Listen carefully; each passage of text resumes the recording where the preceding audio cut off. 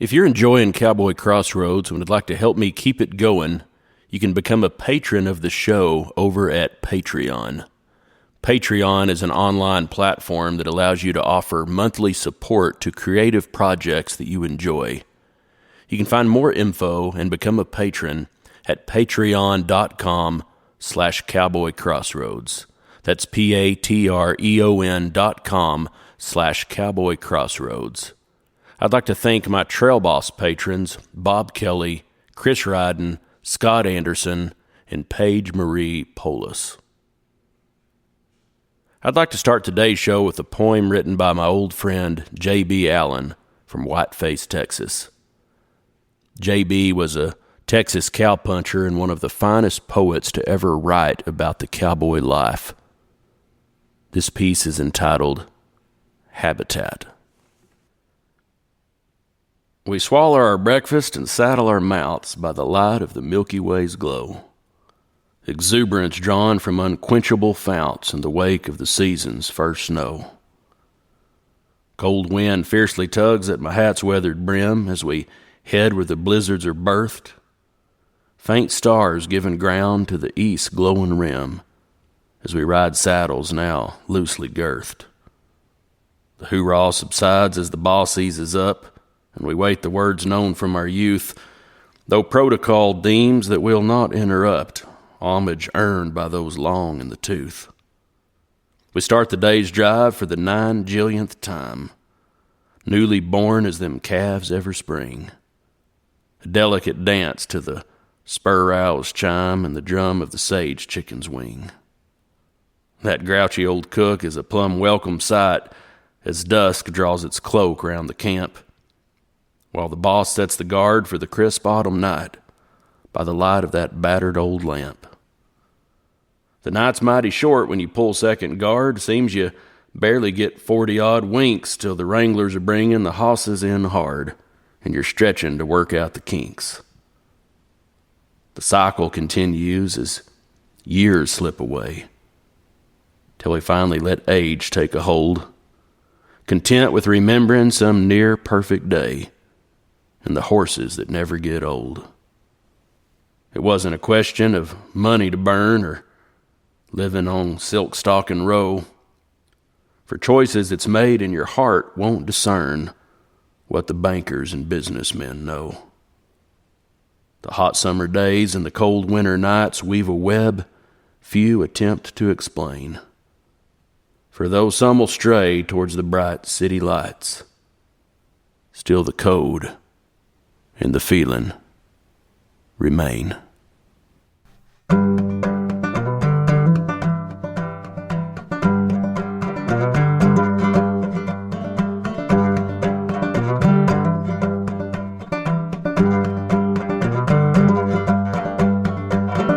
Howdy folks, this is Andy Hedges, and you're listening to Cowboy Crossroads. On each episode, I interview a different guest and ask them to share stories and discuss music, poetry, and culture from the working cowboy west and beyond. My guest today is cowboy and fashion photographer Scott Slusher. Scott is an Oklahoma native who's now based in Dallas, Texas.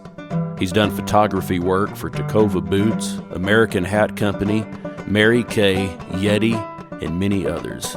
His images of authentic working cowboys have garnered him an impressive following. I sat down with Scott in Steamboat Springs, Colorado during the Music Fest and recorded this interview. Here's Scott Slusher. So I was born in Stillwater, Oklahoma, actually Tulsa, Oklahoma, and grew up my whole life in Stillwater, Oklahoma. And my dad was basically a professor for Oklahoma State University who, in 1978, the year I was born, started the Vet Med Ranch, which is just on the outside of Oklahoma State, or Stillwater. And it was a breeding ranch for quarter horses and thoroughbreds, mainly thoroughbreds. And he was always out there. I mean, he ran it like it was his own ranch, and basically, I mean, to a certain point had carte blanche on who he hired, which cowboys he needed, and all that kind of stuff. And every day was, we got to check brood mares and do all that kind of stuff and bring them up and get them in there, and had, studs from all over the world in the United States in there. And so there was always a horse that I could ride, but I never actually saddled it or got on it. First thing, my dad would always saddle it, and then it was this paint horse that was just an absolute, just basically just not even a great horse, to be honest with you. But it would buck for the first, $5, and he would get on it and ride that out, and he'd be like, all right, here you go, and I'll see you later. You can go anywhere you want to on this ranch and hang out with the cowboys and do whatever. You can go shoot birds with a BB gun. You can go drive my truck and go do whatever you want to. So I basically just lived out there in the summers and weekends and stuff like that. And then one grandfather was a farmer in southern Kansas, and then the other one was a rancher up in like Manhattan, Kansas, Council Grove actually. And we would go up there and get horseback and be with him. But he was a little bit more of a crotchety old man that wasn't really, I would show up with, obviously, pretty much a somewhat city kid with some big old rowels on spurs, and, basically just playing cowboy as a kid. You can dress up and some stuff and hope that you can get horseback. And mainly he would tie me put me on a horse, and then I'd just sit there tied to the trailer. So it wasn't as much fun as what I'm having these days. But the other grandfather was a farmer in southern Kansas, and he let me do anything I wanted to. He didn't have any horses or anything like that, but I could drive any tractor or plow a field, or I was always involved with harvest in the summer times with wheat and planting stuff and doing everything like that. So I was always in the rural parts of Kansas and Oklahoma having fun, for sure. And so I think that's 100% what has led me to where I am today, where I like to be around that. I live in the Metroplex, and any chance I can get to get out and go see the world in the rural part of the world and get horseback and take pictures of cowboys is the reason that I do it, because it's basically like a hall pass where I can be a part of it. I was definitely at the age of all of 25, around in there, by the time I saddled my first horse. So I didn't grow up doing any of that kind of stuff. And so everything that I know today is due to my buddies that I hang out with. There's plenty of friends that I've had that have taught me this and taught me that, and don't do this and don't do that, and this is the right way to do it. And cowboying's a lot like you're pretty much just spectating. So, and you're watching what the guy does in front of you, and you just kind of do what he does. And all right, well, I don't know exactly what we're doing here, but we're going to find out here in about 2 or 3 seconds. And then, oh, you're in the right spot. So it's a lot of that. So toting a camera around, always a lot of fun too. And that's obviously why I do it, and just having a lot of fun.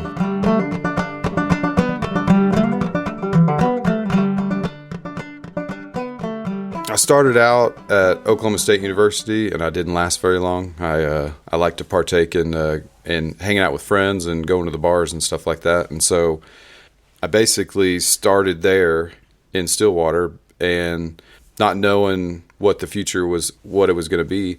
And I went and had dinner with my sister and my mom. And my mom would come back. My dad basically retired from Oklahoma State University in 99, and then went over to the United Arab Emirates and was breeding horses for Sheikh Mohammed over there. And so basically no one was really looking over my shoulder at what I was doing. They were just kind of like, hey, we trust what you're doing, so just do what you're doing, and I guess you'll figure it out eventually, which I did. But I was having dinner with my mom and my sister was telling a story about one of her friend's sons that went to art school in Dallas. And I was like, what's that all about? And it was Art Institute of Dallas, and it was fashion design. And I was like, for whatever reason, I just thought I should probably check this out and see what that's all about. So I got online. This was probably 2002. And it was 2001. And went back to my apartment and got online and ended up registering. And in 2 weeks, I moved to Dallas, moved all my stuff in a U-Haul, and moved into an apartment complex and started fashion design school, not knowing how to sew or do any of that kind of stuff. And so for the next 2 years, I basically was doing that every day. It was on a semester program, so there wasn't really any like summer. You had summer break, but it didn't last very long. So you're basically going to school year round. That's where I ended up meeting my wife.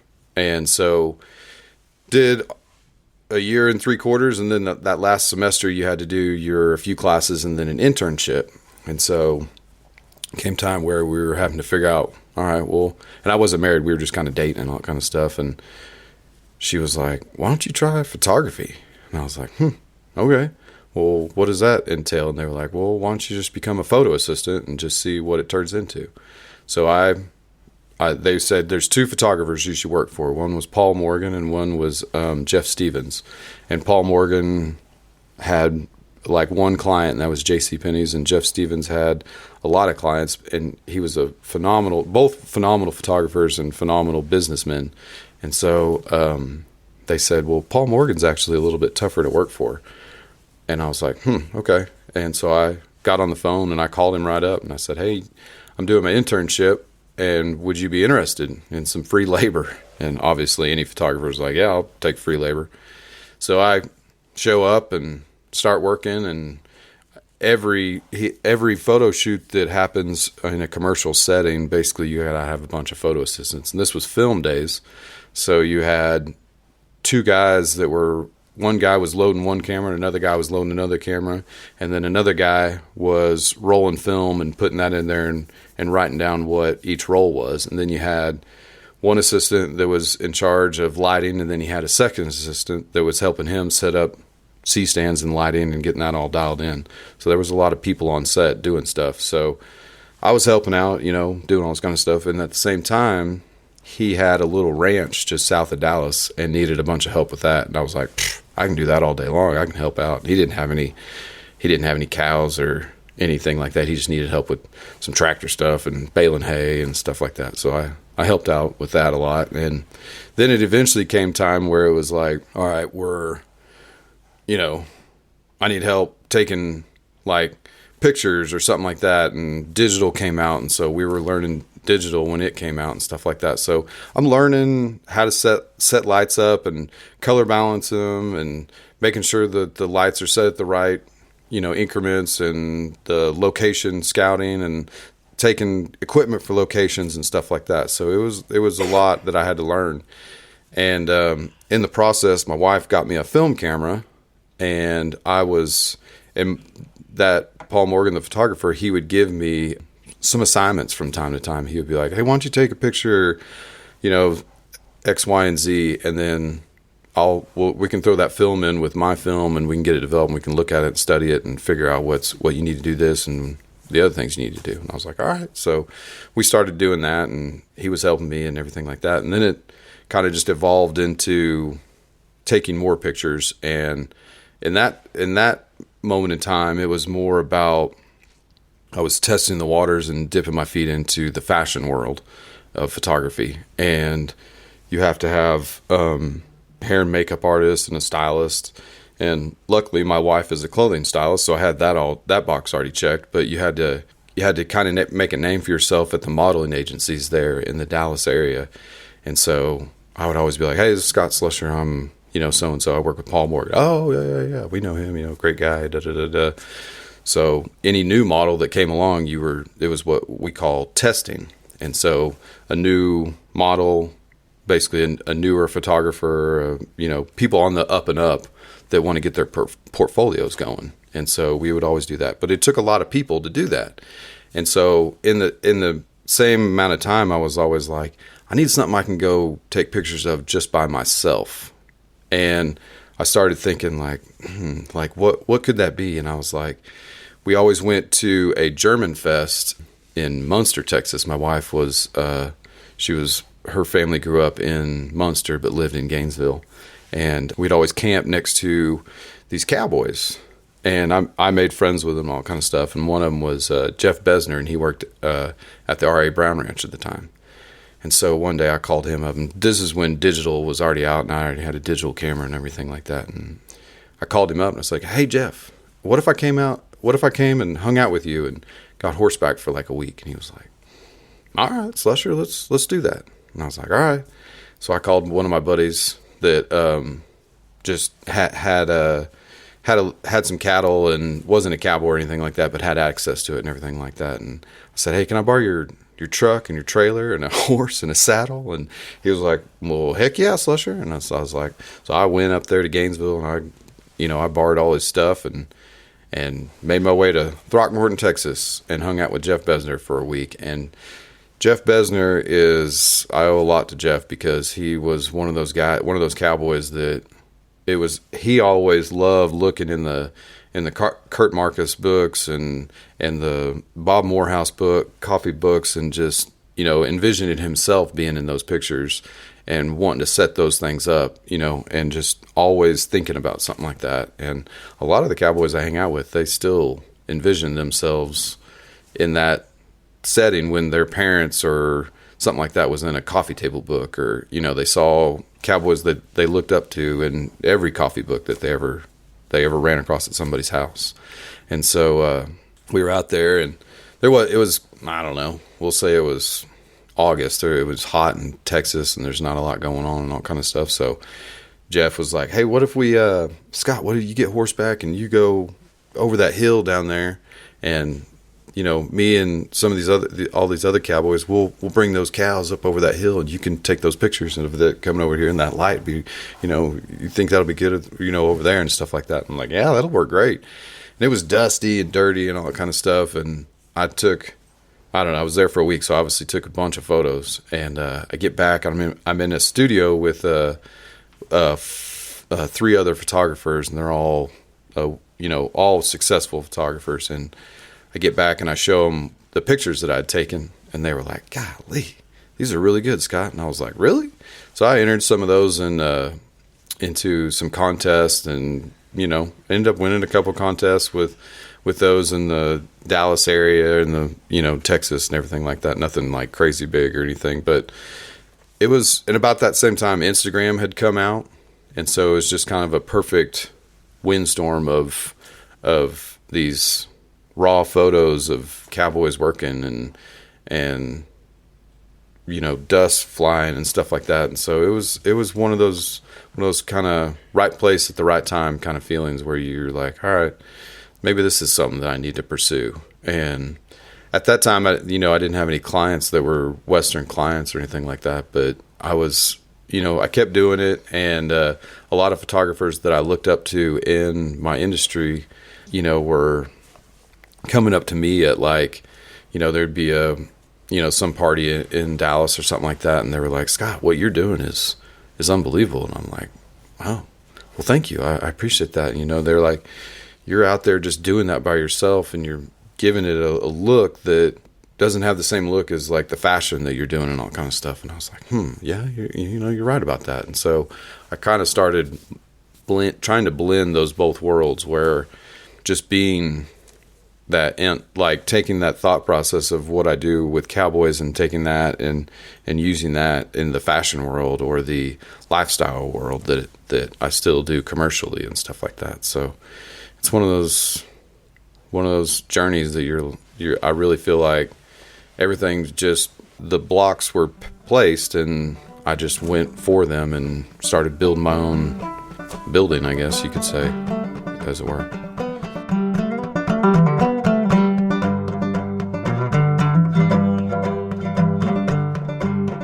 In an introduction to Jay Dussard's landmark book of cowboy photographs, The North American Cowboy, fellow photographer Kurt Marcus wrote these words about cowboys and style. "Cowboys have worked the style angle well and long, and have now, after these years, got it down good.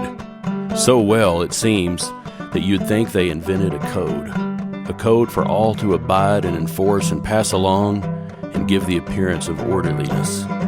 But out there lurking in the sage and mesquite and cedars are deviants who won't be classed by other cowboys and particularly not by clerks publishing definitive studies fixing the cowboy character once and for all. Cowboys are as different as the stars and the sky. That's the one thing that I try to do in every realm of my photography, is try to be as authentic as possible. And it's not always, 100% possible, but you try to do it the most you can. So, I reference a lot of those old, books that, and my library has gotten bigger and bigger, and it always is getting bigger and bigger. And I reference those coffee table books all the time, and every cowboy that I run across, they're like, "Hey, you think you might make a book one day or something like that?" Or, and it's on my list. It's just, trying to find the right people because I can make one, but I want it to be just as good as those people that I look up to that make their books as well. And so, those people, I'll run across that one day, and we'll figure it all out. But there's a bunch of people out there that really are great supporters and a lot of fun to be around. And I try to keep that same aspect that those guys that I look up to, those photographers and cowboys, that's what I like to take on photo shoots that I do. So I was on a Tacova shoot at the end of the year, November, and got True Burson and Kai Fuston and Kai's dad and Kai's wife Whitney, and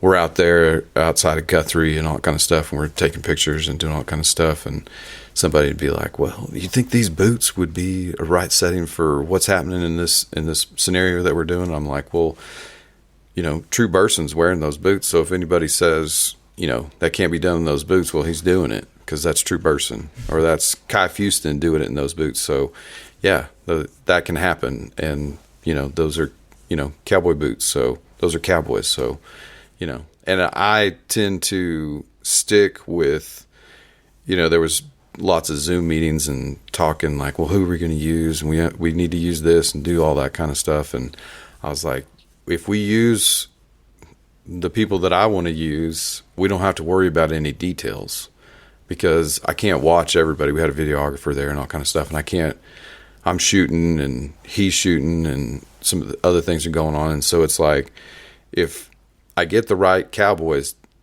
to be in the shots, I know that I don't have to worry about any details. If he's swinging his rope right, or if the bit's right in the horse's mouth, or if the saddle's on correctly, or and that kind of stuff. So I know that all the nuts and bolts are all tight whenever I do a photo shoot like that. I get the right people to be a part of it, so don't have to worry about I just get to focus on the creative part of the process.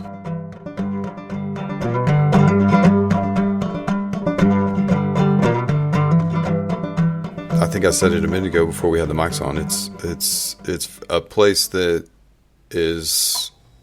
I want to be, and that camera is basically a gift to go see those places, those ranches, and those cowboys, and a lot of them are my friends, and so they kind of keep me in the loop, like, "Hey, I'm here, come up in this, come see me," or something like that. So, I mean, when I was a kid, that's all I wanted to be, was a cowboy.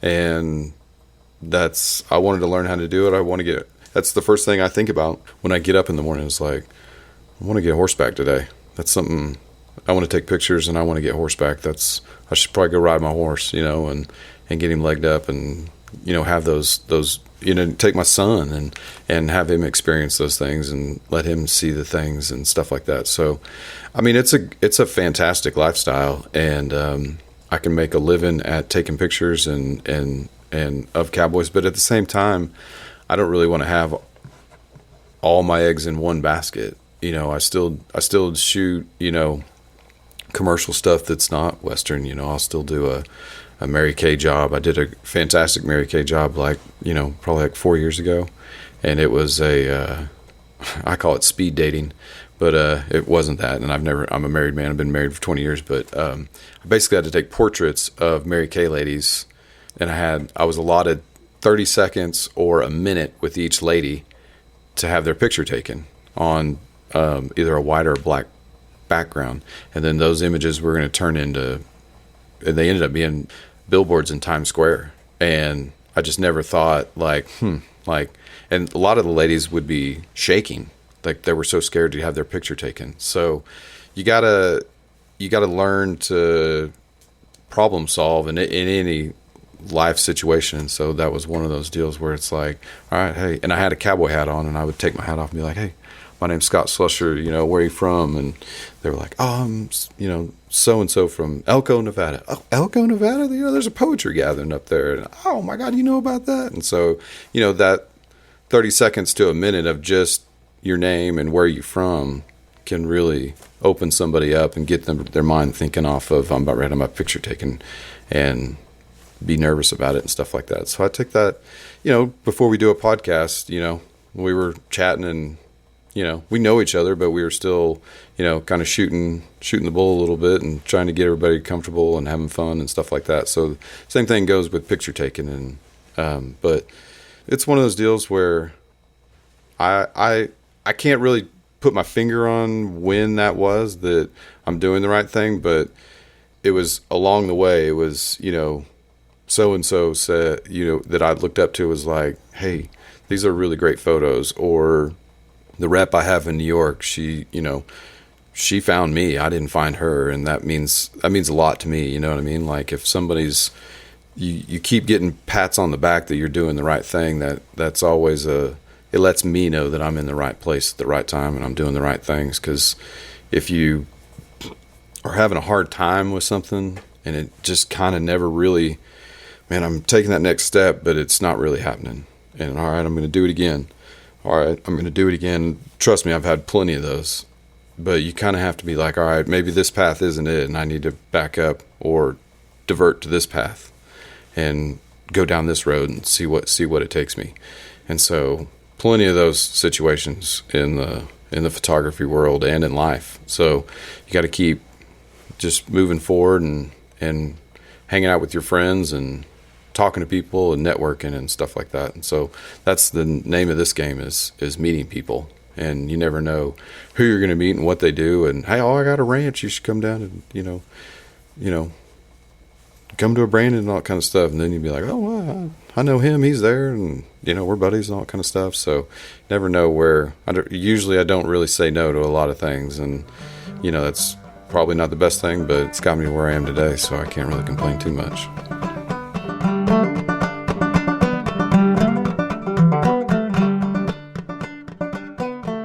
So when I go to a new ranch, some people may not know who I am, and some people might. And but I treat I'm always very respectful. I show up, and I'm not obviously telling anybody what to do or anything like that. And we'll be riding along or something like that. And I was out at last year at this time, or last February, I was out at the Sixes, and that was the first time I was at Dixon Creek. And Dusty Burson's the ranch manager out there, and he was like, Slusher, you can tell us what to do. And I was like, I think I'll stick in my spot, and we'll save that for the next time. I want these guys to want them to know that I am savvy on where I need to be, and not get out in front of anybody and do the wrong thing, be in the way or anything like that. And so, we start in the morning, and the guy in front of me is who I'm supposed to be next to when we're gathering, and the guy behind me is who I'm supposed to be next to when we're gathering. And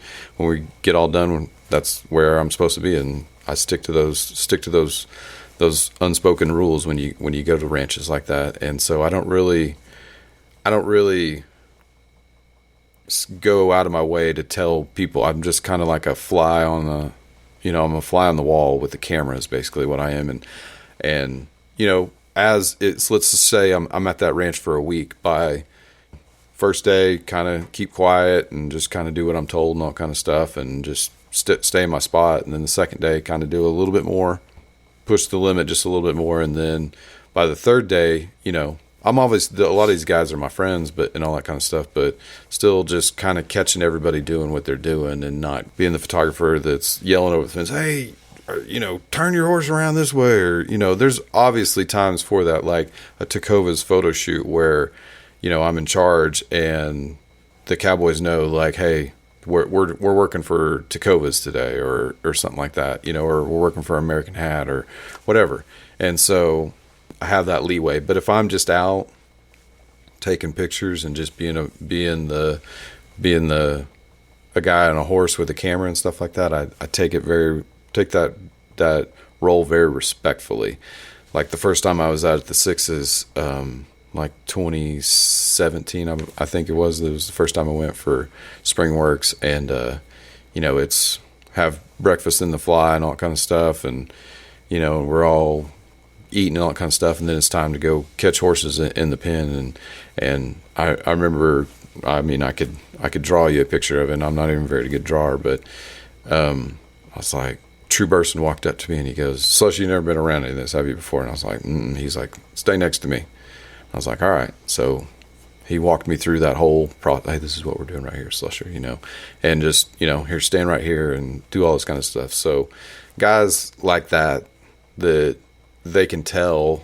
I mean, they didn't tell me or anything like that, but they know that I want to learn how to do it, and they know that I have the passion for it and want to learn it. And the more that I learn is going to make my pictures better. And the more authenticity I can capture, because I mean, not every picture that I take is the one that we use and everything like that. So my editing process takes it, you know, I might, obviously when a horse rears its head up and does something like that, and that's not the greatest picture, you know, I'm not going to choose that one where the horse is, you know, his feet are all lined out and the horse is doing what he's supposed to be doing and looks good and looks pretty and does everything like that. You know, and I'll pass it along to, maybe if I was taking pictures of True Burson, I'll pass it along to True and be like, "Hey, what do you think about this one?" And he's like, "Yeah, that's a good one, dude.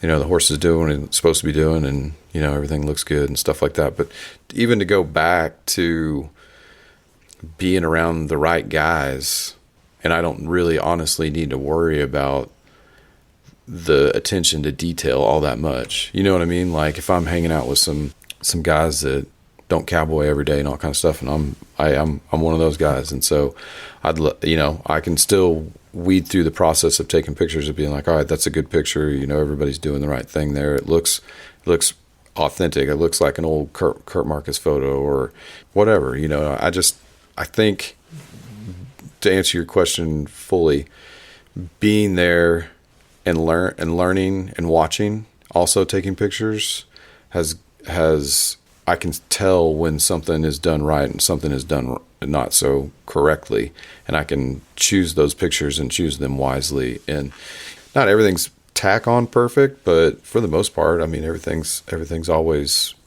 pretty good, you know, and you learn along the way. Like, you know, you might post something and you get some comments and all that kind of stuff like, "Hey, you know, what were the, you know, blah, blah, blah, blah." And for the most part, all my followers are great. You know, they're always positive feedback. I don't have any people that really eat me up or anything like that. So for the most part, I'd say it's pretty, I mean, if you watch my process, you'd be like, wow, there's a lot going on there. But for the most part, I remember it in my head. Like as I'm taking a picture, I'm like, that was a good one. And then when I come back to my computer the next day or the day after that, I'm like, oh, there it is. Maybe the one before it's even better, or the one after that is the good one or something like that. So it's something that you can't just, all right, I'm going to go out here and do this kind of deal. I mean, you can, I recommend it to anybody to go try, but it's a whole world that you kind of have to get into and be a part of and immerse yourself into. So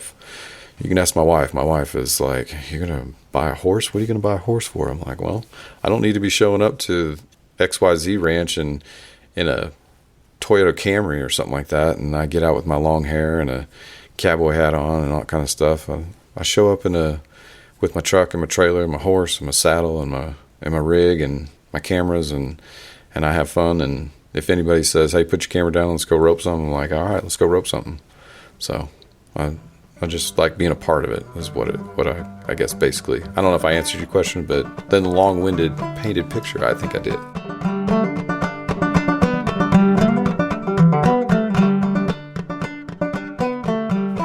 anybody who gets invited to the Four Sixes Ranch is definitely holds a spot in my heart. I mean, there's a lot of history that has been through there, and if you get to sit down and have coffee with Boots in the morning and before breakfast and hear his stories, or the '06 Ranch down in Fort Davis in Alpine area, that's another one that was high on the list.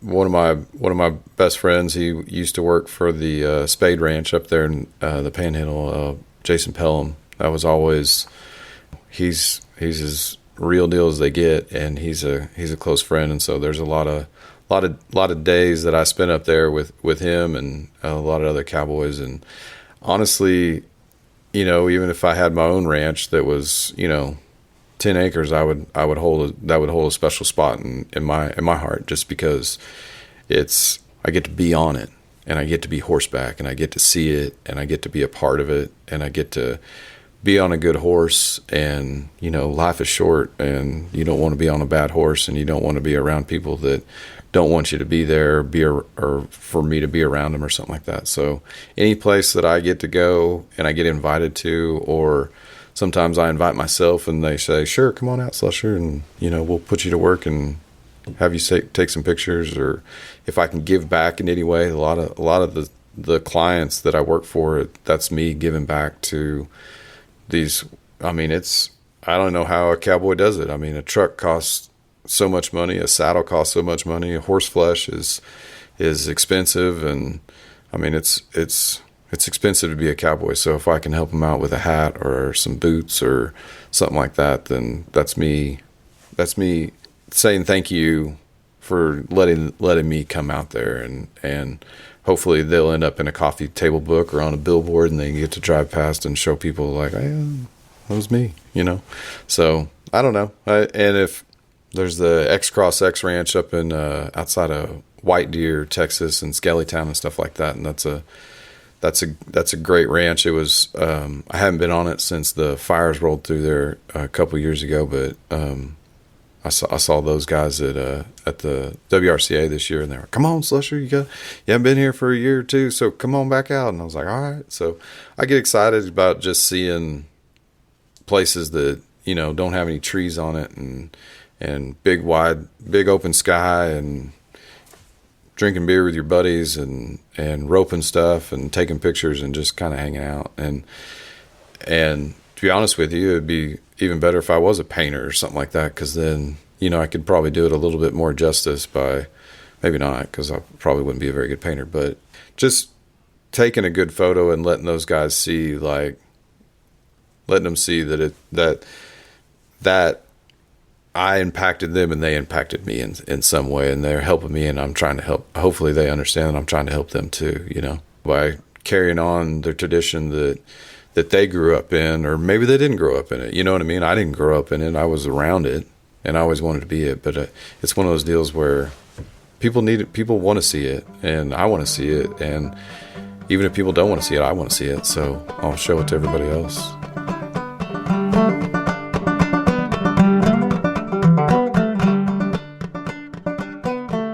Man, I mean, so many. I mean, when you go out and you're listening to stories that cowboys are telling and stuff like that, and you're like, now who's he talking about, or something like that, and then I'll come back the next time and listen to that story, and then some other pieces of the puzzle kind of fit in and stuff like that. But anytime, and I verbatim, I probably can't remember a story that somebody told me about something or anything like that, but just being horseback, or like I said, listening to Boots tell a story of the back when it was cowboys doing cowboy stuff back in the day, back when he was doing it, and hearing all those stories, those are because I don't think people get to sit down with Boots and have coffee with him and listen to those stories. So anytime I'm around him, I sit next to him, and I don't really say a whole lot, and he probably looks at me weird because I got my long hair and all that kind of stuff.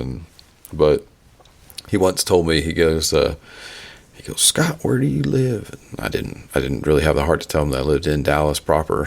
And he goes, Scott, back when I was hiring cowboys, I didn't really hire anybody to the east of Throckmorton. And you know why that was? And I was like, I don't. And he goes, well, them boys on the other side of that line that I drew didn't really like to sleep in their bedrolls all that much for long periods of time. And I was like, all right, And I was like, I wanted to be like, well, I like sleeping in my bedroll, but for, at the same time, I don't know if I could do it for a month. I like being around my wife and my boy and all that kind of stuff. But stories like that, like the first time I went to the Spade Ranch way back when, there's pretty bad cell phone service probably at that time, and probably still is. And I got Jason Pelham's phone number, and I never talked to him on the phone, but my buddies were like, hey, just call him up and just ask him, tell him who you are and what you want to do and take pictures and this and that. And, and we kind of already told him about you and all that kind of stuff, but, you need to call and ask permission to come out here, and maybe he'll let you, maybe he won't. You never know. And so I couldn't get him on the phone, and then we were kind of playing phone tag, and then all of a sudden he sends me a picture or a video on his phone of he's sitting on his horse, and then his rope is going out, and he's just roped an aoudad. And that's why he couldn't answer the phone. So, because he just roped an aoudad. And so I was like, man, I mean, if the days are going to be like that, where we're working and then all of a sudden, somebody peels off and goes and tries to rope an aoudad, like, yes, I want to be a part of that, because I want to take pictures of something like that, because that sounds like fun in my book. So I don't guess I have the best memory for remembering too good of stories, but that's what's good about it, is I can always make new stories or capture new stories when I go out to any ranch and stuff like that. So, and I like being around the older guys. I like being around the younger guys too, but the older guys, they're fun too. Like they know how it was and knows how it is right now and stuff like that. So there's always the cattle rustlers still exist, like I remember we were out at the Spade Ranch one time, and he got a phone call from his son-in-law, Pelham did, that he was working at a feed yard there in Oklahoma and all kind of stuff, and he was like, hey, did you sell such and such spade cow? And Jason's like, I don't think so. It was one that he had bought from the Spade Ranch that was on his land, because he had his own little cattle operation while he was working for the Spade Ranch and all kind of stuff, and he would buy old cows from the Spade Ranch, put them on his own. They were still, they could still get bred and have cows of their own, all kind of stuff. And so he would, and anyway, so he was like, well, what number's on, tell me what this one looks like or something like that. And he was like, no, I didn't sell that one. It ended up there in a feed yard in Oklahoma. And he was like, And then I was there, and then I'd leave, and I would check back with him and be like, hey, what's going on with that? And he was like, well, you never guess what happened. We were staking out the property, and some guys came in, and we didn't catch him, but we chased him down the gravel road and all that kind of stuff. So I mean, and in Oklahoma, you don't have a brand on anything to sell it up there. So a lot of guys steal stuff and take it up there and sell it and bring the money back. So that stuff still exists, and I don't know what the penalty is for something like that, but it's still stories that can be told today that's happening, and that's some outlaw stuff right there that doesn't exist in the city limits of big cities and stuff like that. There's other outlaws in those cities, but not cattle rustlers. So a lot of the guys I hang out with, they're like, if I can't get horseback, I don't really want to do this. That means that says a lot for, the time period that we live in. It's only fun when you're on a horse, and it's about the horse. Like, I want to be around people that are around horses, because that's what brings us together. We have that common factor in everything that we do, and the horse is what brings us together. And I'm no horse trainer by any means or anything like that, but it's fun to get horseback, and it's fun to let that horse get experienced with going different places and seeing different things, and going to a different place, and and getting in a roping arena with that horse, or just being around your friends and being around the horse is what it's all about. And that's, you any of those guys could probably go do something else and make more money at something, but they want to do that. That means that says a lot for people today, because there's a lot of technology out there that could lure you away and do other things. And so it's nice that way is still done. Like, it'd be terrible if, I don't want to take pictures of some drone going and gathering up cattle. That doesn't sound fun to me. So I'd rather take pictures of cowboys gathering cattle up. So that's what it's all about.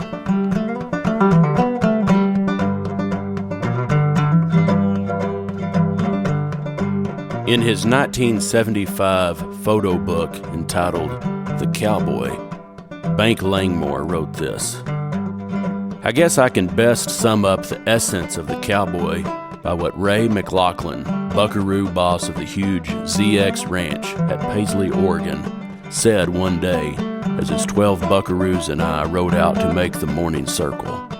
It was dawn. The sun was still behind the mountains. We were riding at an Oregon gallop. You could hear the large-roweled buckaroo spurs jingling. I will never forget the excitement I felt. And looking at the buckaroos, I sensed the same feeling among them.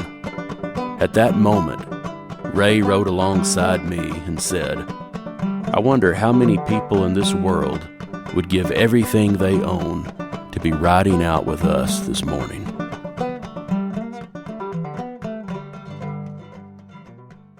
I don't think it's dying. I think if anything, it's growing. Every cowboy hopefully has a youngster that wants to do it too. And yes, it's been done. It's been done for so many years, and so many people have taken pictures, so many people have painted it, and so many people have wrote about it. But that's the individualness in all of us, is they haven't seen it through my lens. They haven't seen it through my ideas. They haven't seen it through your words, that you tell in stories and songs and stuff like that. So that's what keeps me going is I want other people to see it, and I want it to be in there. And so many people have told me that when they see one of my photos, it makes them feel like they're there. Like Josh Owenby, he's a bit and spur maker and all that kind of stuff, and he tells me all the time, he's like, "Scott, I sold everything. I sold my horses, I sold all my tack, and to do this part of the stuff that I'm supposed to do is to be a bit and spur maker. I sold all that other stuff to get, and that's what I'm focused on. But when I look at one of your photos, I can smell the dust. I can hear the cows bawling. I can see the flies on them, and I can smell that, and it makes me feel like I'm there." And that's what it's all about, is when somebody says, "Man, I love that photo. It makes me feel like I'm there," because I can't be there.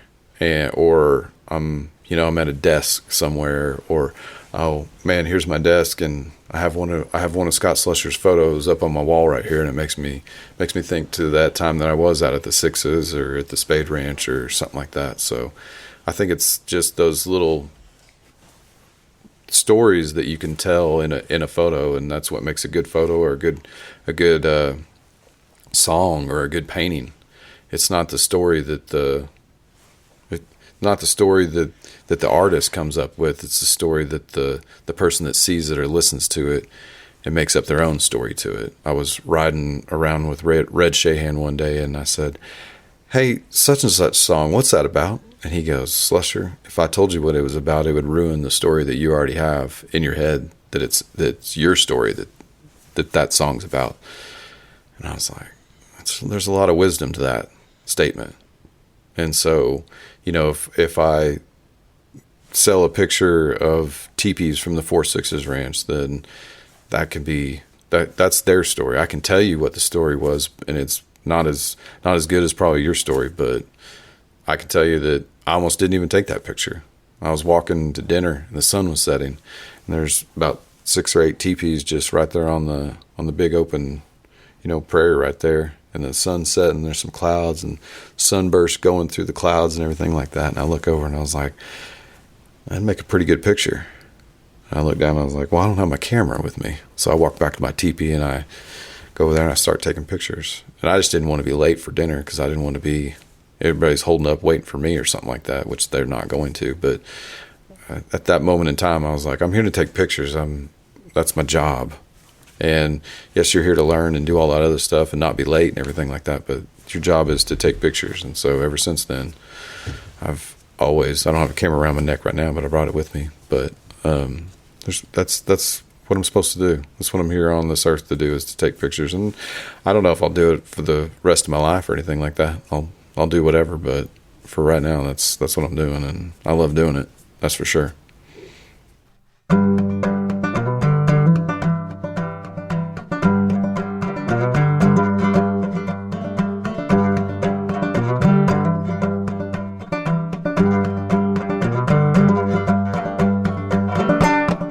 Folks, that's it for today's episode.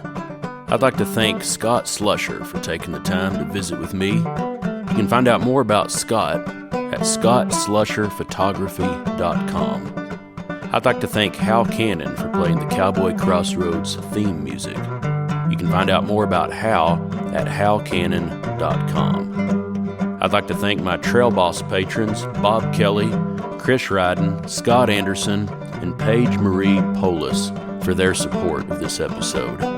If you're enjoying Cowboy Crossroads and would like to help me keep it going, you can become a patron at patreon.com/Cowboy Crossroads.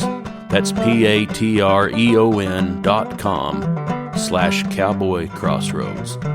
You can also make a donation on my website at andyhedges.com. If you'd like to contact me with a question or a comment or a story, I'd love to hear from you. Send an email to andy@andyhedges.com. Thank you for listening to Cowboy Crossroads.